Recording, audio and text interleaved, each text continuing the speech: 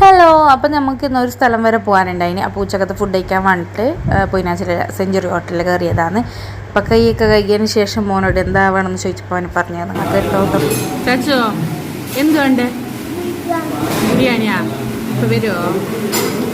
അങ്ങനെ ബിരിയാണിക്കും ഓർഡർ ചെയ്ത് ഞങ്ങൾ ഇരിക്കുന്ന ഇരുത്താന്ന്. അപ്പം മോന് കൊഞ്ചിക്കൊഞ്ഞോണ്ട് പപ്പയുടെ ഒരു കാര്യം പറഞ്ഞുകൊണ്ട് ഇങ്ങനെ ഇരിക്കുകയാണ്. പിന്നെ അങ്ങനെ ബിരിയാണി വരുന്നതിന് മുമ്പ് എനിക്ക് ഐസ്ക്രീം വേണമെന്ന് പറഞ്ഞിരിക്കാൻ ഞാൻ കഴിഞ്ഞ് അങ്ങനെ ഒരു ഐസ്ക്രീം ആടെ ഉണ്ടായിട്ട് അപ്പോൾ അപ്പുറത്തെ ഷോപ്പിൽ നിന്ന് വാങ്ങിച്ചിട്ട് കൊണ്ടുവന്ന് അതിൽ നിന്ന് ഒന്ന് കൊടുത്ത് ഒന്ന് പിന്നെ നമ്മൾ പോകുമ്പോൾ വാങ്ങിച്ചിട്ടുണ്ടായതാണ്.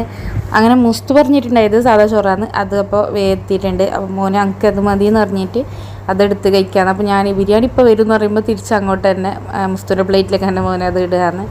പിന്നെ അതിൻ്റെ ഇടയിൽ ഐസ്ക്രീം ഞാൻ പറഞ്ഞല്ലേ അത് കഴിക്കുന്നുണ്ട്. അത് കിട്ടിയപ്പോൾ അങ്ങനെ അപ്പൊക്ക് എൻ്റെ ബിരിയാണി എത്തി. അപ്പം മോനിക്കിരുന്ന് ബിരിയാണി ഇട്ടെടുത്ത് ഞാനിട്ട് കഴിക്കാമെന്ന്. ബിരിയാണി നല്ല ടേസ്റ്റ്